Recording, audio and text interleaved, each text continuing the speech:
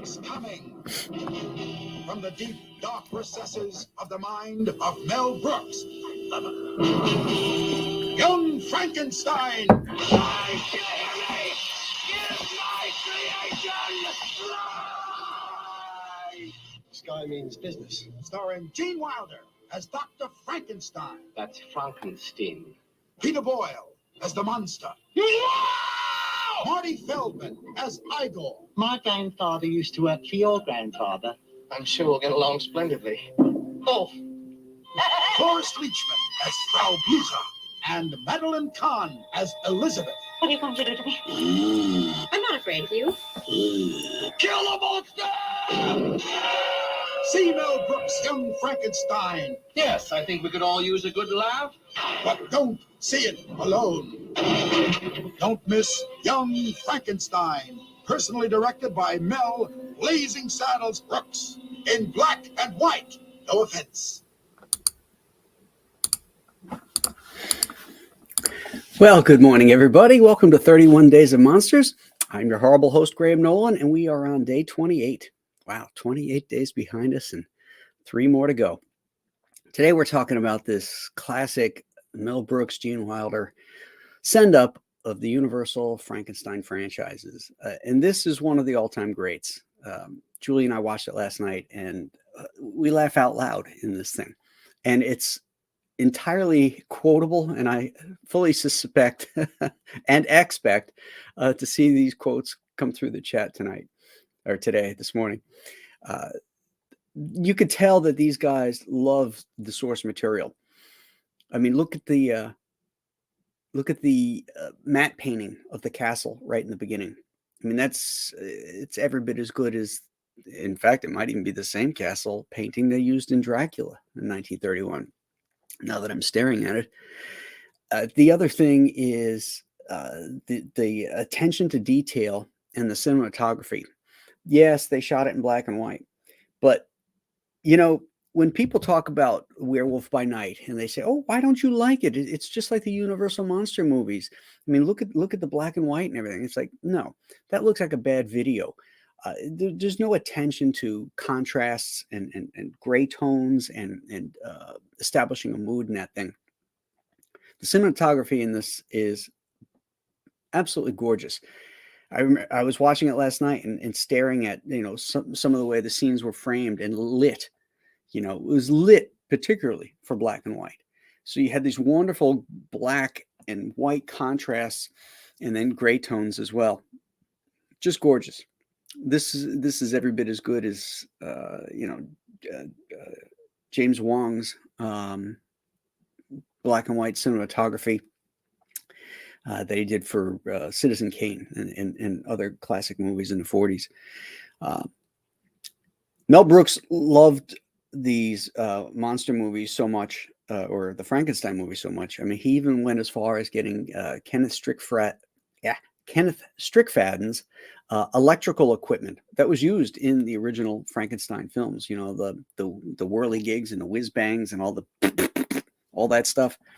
I mean, that's right off. That was in. Strickfaden was still alive, and he had a warehouse full of all the stuff that he had licensed or rented, I should say, to Universal to use in the Frankenstein films. They were still there and still usable. I doubt they still exist anymore. That's a lot of years ago. And, you know, I'm sure they sold it off. But it's so cool to see that and that level of detail. The cast in this movie is impeccable.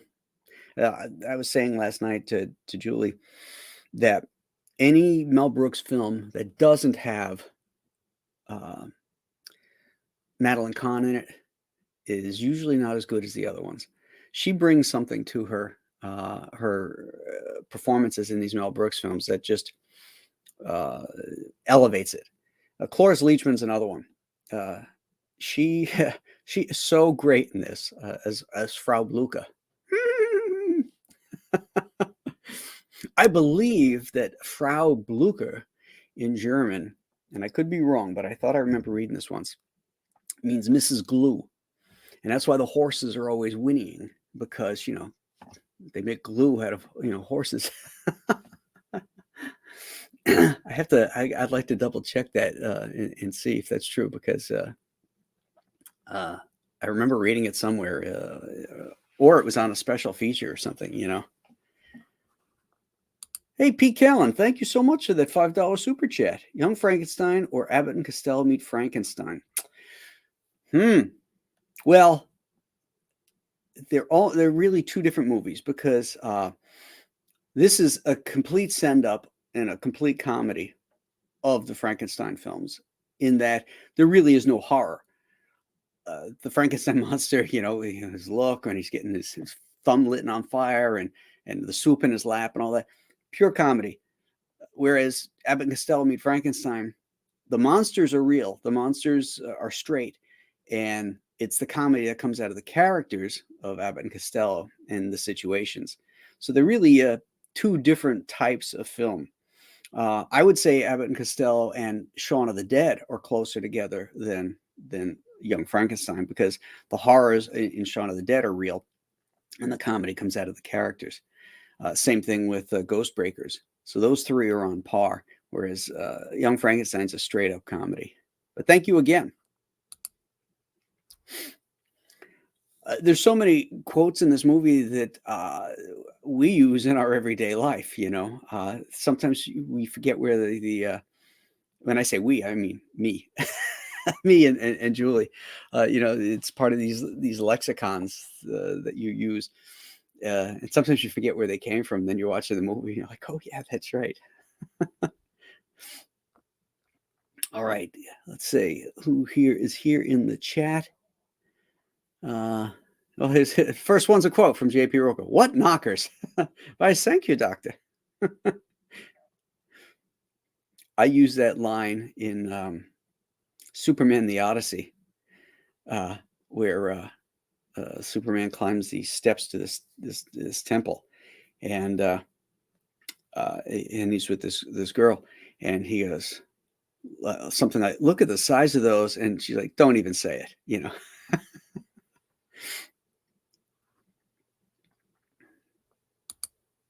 Yeah, I was laughing out loud at that too. After 5 p.m., please slit brains through the slot in the door. There's a little bucket in the back to catch the brains. There's so many wonderful visual things too. like on the bottles with the brains. I mean, you know, don't use this brain, as if they're expecting somebody to steal it and take it. Oh, Dr. Mask is lamenting that there's only 3 more monster days. I know. All good things have to come to an end. Bride of Frankenstein references. There's a lot of them, but I'll tell you the one that he really riffs on is Son of Frankenstein. Inspector Klug from Son of Frankenstein, the guy who had lost his arm to the monster, and playing darts, and the overly manic responses while they're playing that. You know, I watched Son of Frankenstein, and you know, I start to laugh because he Brooks and Wilder skewered it so greatly that, you know, and so dead on, that if you watch the original Son of Frankenstein, you're like, oh my God. You start to laugh. What? Honor the source material? That's crazy talk. Oh yeah, this is a love letter. This is not making fun of. Oh yeah.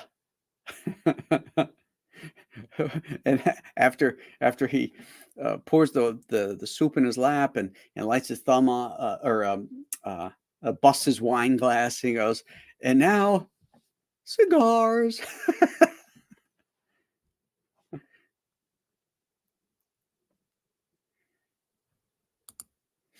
Brother Leanbruggen says, "Hail Comicsgate, hail."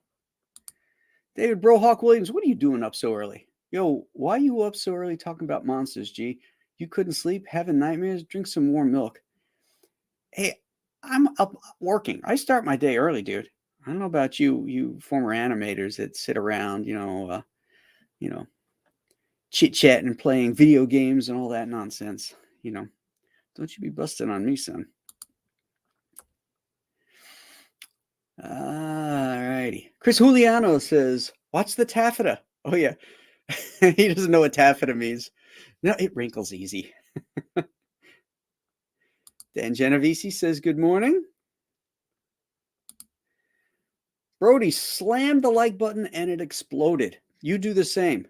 Do it. Hit that like button. Help grow this channel.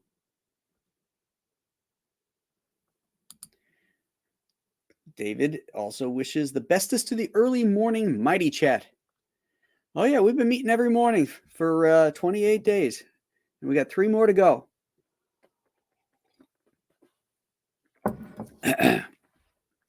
Rob Fellows is here. Good morning, Rob. Agent Club is here. Says, what's going on? Rob says, when I was a kid, I hated anything which seemed to make fun of monster movies. Of course, now I see how much love and respect this was made with. 100% classic.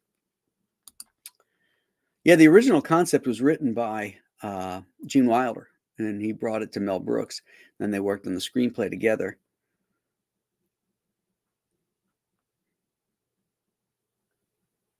Yeah, he's going to be very popular. He must have an enormous Schwanzstücke. Goes without saying. He's going to be very popular. Put the candle back. Roll in the hay. One of my favorite scenes is with Cloris Leachman, where the doctor and Inga, I think it's Inga, are up doing the dirty on the exam table, and they come lowering down, and he says, "I thought I told you not to disturb me when I'm working." And she says, "Well, I'm sorry, doctor, but I just got this cable from your fiance. She'll be here any minute." And then she says, "I suggest you put on a tie." And then walks off.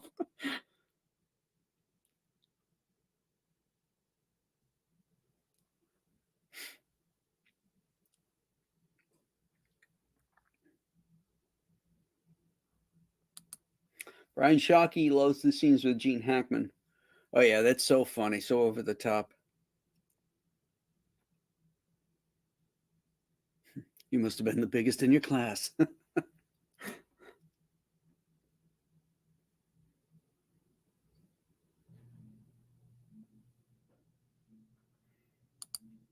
My mom used to sing Roll in the Hay song and laugh.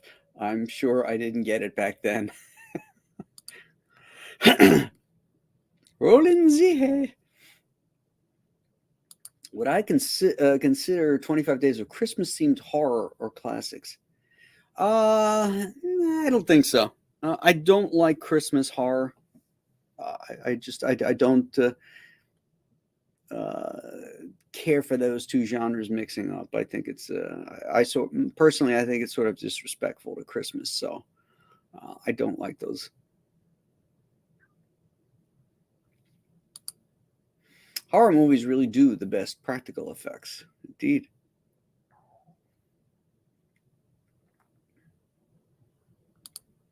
Oh, yeah. When the police chief left the castle and there were all those darts in the tires, who would have thought of that? And I love how he cheats. You know, he looks and sees his back is turned. He goes and he sticks the darts in and goes. Nice grouping.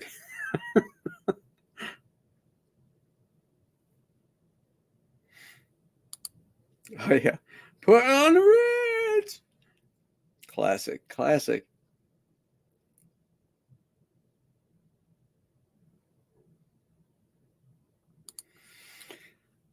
JP can't find tomorrow's homework. Well, let's take a look here and see what it is.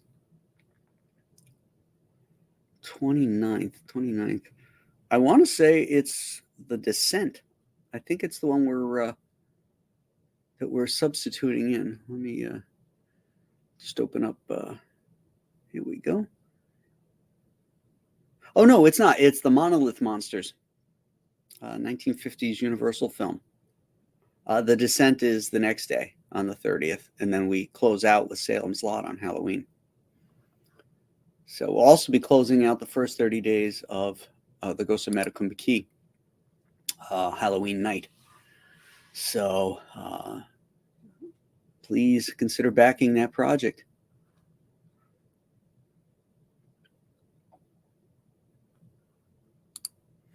My brother-in-law's name is Igor. He gets annoyed when people call him Igor, and he blames this movie.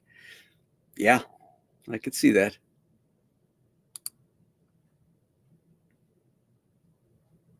The sequence where Frau Blucher says, asks him, "Is there anything else, doctor?" "No, thank you." "A glass of warm milk, perhaps?" "No, I'm good." "Ovaltine?" "Nothing, thank you." "Then I'll say good night." "Good night." And her face, oh my God, cracks me up. Oh, there we go. Dr. Mass says the Monolith Monsters is on YouTube. Good. So after I finished watching Young Frankenstein last night, I decided, well, I haven't watched the original 1931 Frankenstein, which is my all-time favorite. That movie still rocks it for me. There's no soundtrack in it, and I'm one of the rare people that says it's much superior to Bride of Frankenstein in how it's presented. It's straighter. Bride of Frankenstein has some great stuff. It's got some great scenes and great imagery, but it's off the rails, and that's a hot mess of its music, its storytelling. It goes into fantasy instead of horror. Like Dr. Pretorius, he can create real human beings. They're just small. He doesn't have to take dead body parts and put them together. So what does he need Frankenstein for if you can do that? And that just seemed ridiculous to me. Una O'Connor's character just popping up, miles away and just popping up for scenes drives me nuts. And Franz Waxman's music, all I hear is Flash Gordon because they reused it in the Flash Gordon serials. But I find it the way it's looped into the film, the soundtrack, and of course it's part of the era. It was 1935. I find it very bombastic, over the top and loud. The same way I feel about King Kong. The music in that it's so much louder than the sound of what's happening. I find it annoying. But the original Frankenstein, Boris Karloff never looked better. The makeup never looked better. He was still a struggling artist. He wasn't getting his 3 squares a day, if you will. So he had that thinner, cadaverous look. The way he moves is very unique. He ended up hurting his back in the windmill scene, and that was something that plagued him the rest of his life. And I can relate to that. Once you injure that back, it's problematic for the rest of your days. So he has a physicality in this movie that he doesn't have in any of the other 2 versions that he did. And the sequences, the backgrounds, the way it was shot with that windmill scene, the sets is what I was trying to get to, are just perfect. So I watched that last night and as usual, enjoyed the hell out of it. There's no better introduction to a monster than when he walks in backwards. He's in the shadows and he walks in backwards and then he turns. And I can imagine what it would have been like in 1931. There's no internet, there's no fan magazines, or anything to show people going into this theater what this guy is going to look like. And then he turns around, he's got that cadaverous look and the heavy lids over the eyes. Karloff had a bridge in his mouth, and he took that bridge out to, suck the cheek in, and give it that more cadaverous look. It's funny because what they did with makeup later on with other actors like Lugosi and Chaney Jr., who were much more, let's just say, well-fed monsters. they would put like they even did it with Glenn Strange, I think, to a certain degree. It almost looked like a beauty mark that they put there to indicate a shadow of an indent, but it looked like a beauty mark instead of that that sucked in cadaverous look.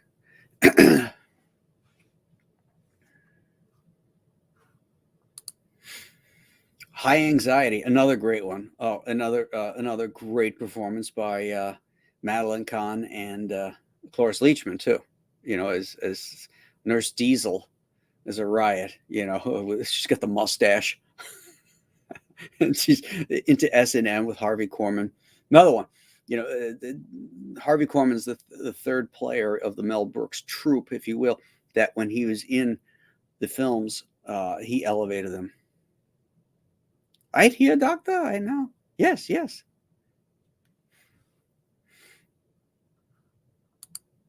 Oh, hey, thank you, Pete. Much, much appreciated.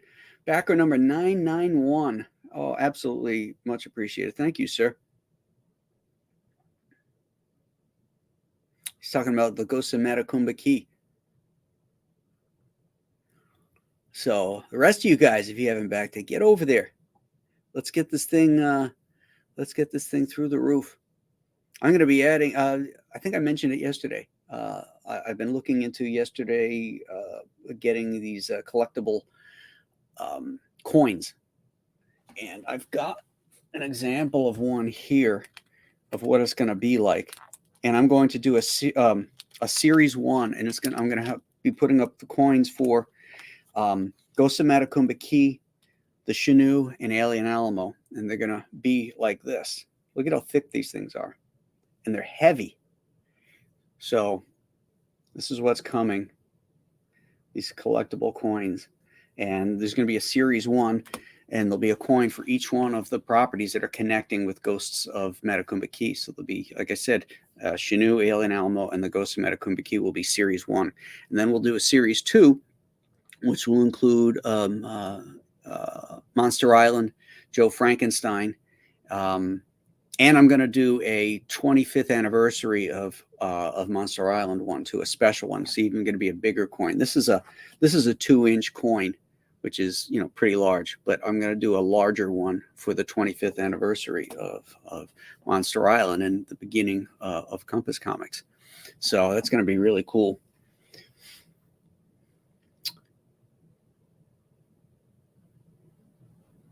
Fearless Freeb says Peter Boyle did a great episode of The X-Files where he could predict someone's death. I've seen them all. I just don't remember that one. Jack Pierce doesn't get enough cred. One of the great makeup artists in cinema. The greatest. Maybe Chaney Sr., but he only did makeup for himself.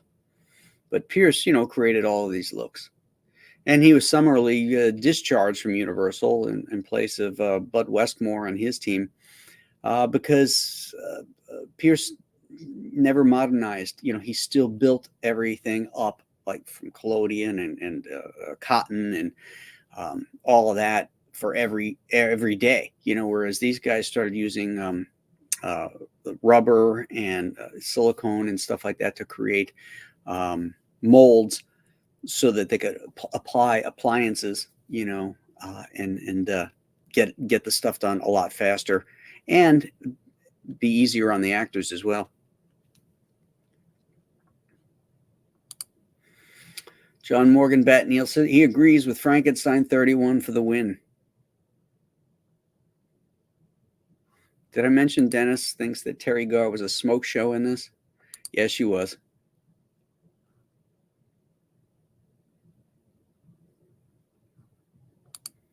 Closing in on 1,000. Yes. That's what we need. That's the magic backer number. You need 1,000.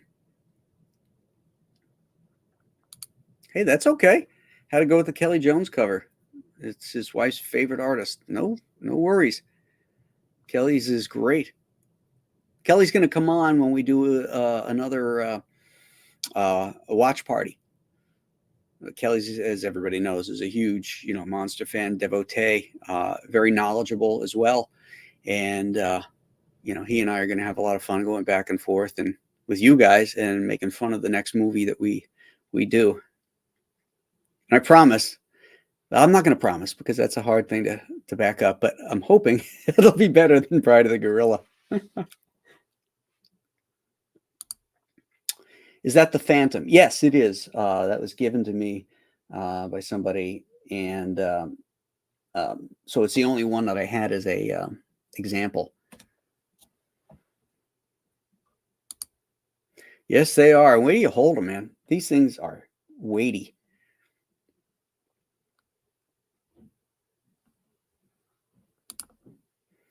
Dan Genovese says he backed and added the Shunu and Alien Alamo. I think I might back again and get the Jones cover. I'm trying to spread the love and back as many CG books as I can. Well, Dan, it's fans like you that we really appreciate that, back each other's campaigns, the CG guys. But even when you multiple back things, it really is greatly appreciated. It helps make the campaign successful. It makes it doable with the, most of us are, we're shipping out maybe 2,000 books, and depending on the campaign, anywhere from 1,000 to 3,000 books on average. Marvel and DC they can barely make a living on 30,000 books. But we can with 1,000 backers, because we're cutting out all the fat. We're going directly to you guys, and we're delivering a higher price point product, but a better quality product. So that's what makes this entire publishing paradigm viable today. But none of that's possible without all you guys that back these projects, and it really is appreciated.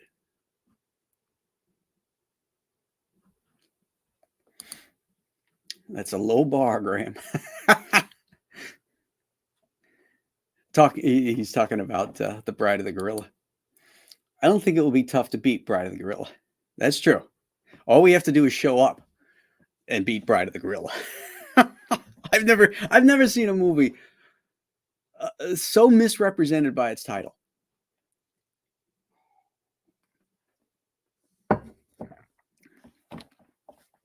When you see a title like Star Wars, you expect to see battles, and you expect to see it in space. When you see Bride of the Gorilla, you expect to see a gorilla. We had a bride. We did see a bride. Oh, Dennis says, by the way, got my giant-sized manly tail stocking hat. Oh, good. Looks awesome. Hoping for some temps in the 50s soon in the mornings here in Tampa to wear it. Awesome. Excellent. Yeah, it's beanie weather for me right now. Once it gets into the into the 50s, that's when I feel it.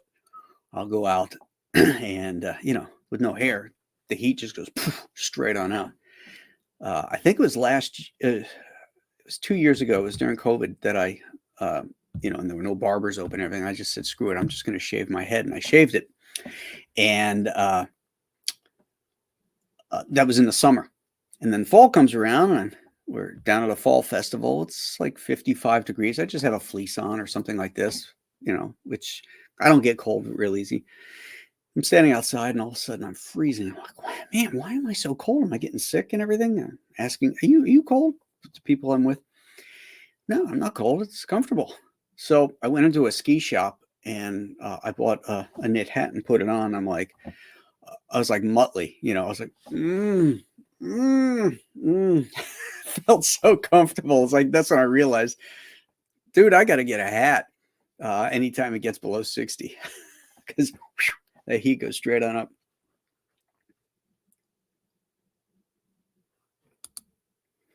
Yeah, it should be called Bride of the, and then you fill in the blank. There we go, Rob. Deprived of the gorilla. That's perfect. That's great.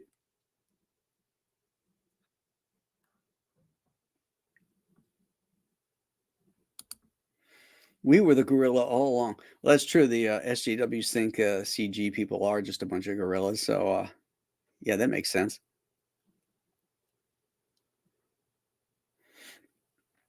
All right, my friends. I want to thank everybody for spending some time this morning and talking about young Frankenstein. I'm sorry. I meant young Frankenstein. Oh, NRG Comics, you are so wonderful. Thank you so much for that $20 super chat. That is indeed a good cigar. And he's telling everybody to back the ghosts of Matacumba Key. And who might argue with that?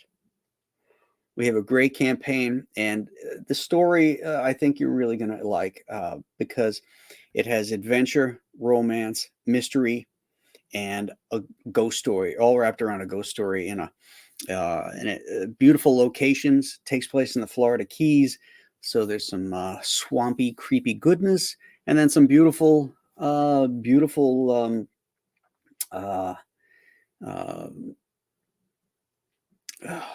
Floridian locations, you know, the stuff that takes place in the daylight as well. It's going to be beautiful. Got a hot girl in it. Got a two-fisted guy in it. I mean, this thing's going to have it all. And then it's also going to tie together clearly with the other books. So you really don't want to miss this. We're running low on the other books, Chenu and Alien Alamo.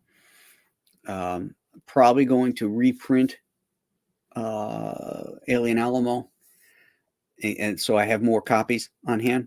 But then that's probably going to be it. I'm not gonna keep reprinting as we need. So, you know, you want these things to be collectible. So you guys got to get in on it early, and as soon as the campaigns are over, the prices on all of them go up. So this is the time. When the campaigns are live, this is the time to get in on them because the prices will never be lower. And of course, when you're a backer from the beginning of the campaign, you get all the stretch goals. And I haven't announced the other stretch goals that are coming yet, but I'm focusing on content. So when we hit at 100,000, my idea was to add 10 more pages of content. The prologue to Joe Frankenstein is going to be added to it. And then there'll be other things as well, other goodies, collectible cards that are different than the ones who had the pre-sign up list. You know, those are the rare pre-sign up ones. These will be the cards that I do for each one of my campaigns, part of the collection. So there's lots of stuff that gets added to it. And so the sooner people back that stuff, the sooner everybody gets all that stuff. You know, when you come in at the end, it's great. Yeah. But, you know, everybody else has done the heavy lifting. So I just encourage everybody get in early, you know, so we can get all of those stretch goals listed out ahead of time. And then everybody benefits from it.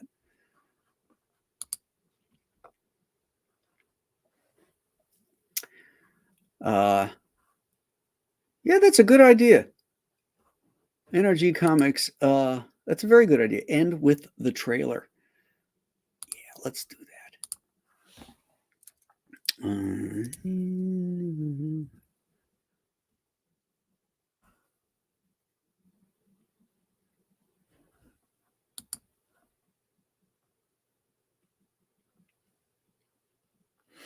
And before we do that, I got a couple more people in here. Let me just say hey. Dan Genovese loves the keys. He also loves hot girls. Excellent. Any chance of a hardcover collected? Yes. Yeah, I think I'll do a hardcover collecting series 1. And I'm going to do a hardcover collection of Monster Island. So I'm thinking that the next project is going to be the hardcover omnibus. So it'll have Monster Island, Return to Monster Island, and in the hardcover will be the 3rd installment, which is Escape from Monster Island. So you can get the entire Monster Island trilogy all at once. If you own Monster Island in other forms or a Return in other forms, then I'll also offer it in the Escape in a soft cover as well.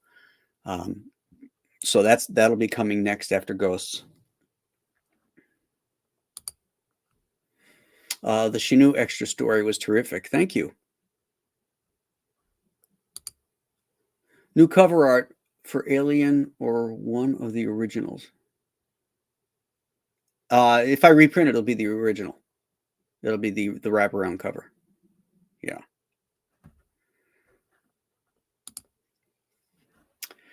Okay, my friends, we're going to close out here. Here we are with Ghost of Metacumba Key, 878 backers, 4 days left, 57, 255. I'd like to get that to 60 before Monday. So please consider backing. And we're going to close out here with this trailer. Thank you again, and we'll see you tomorrow morning.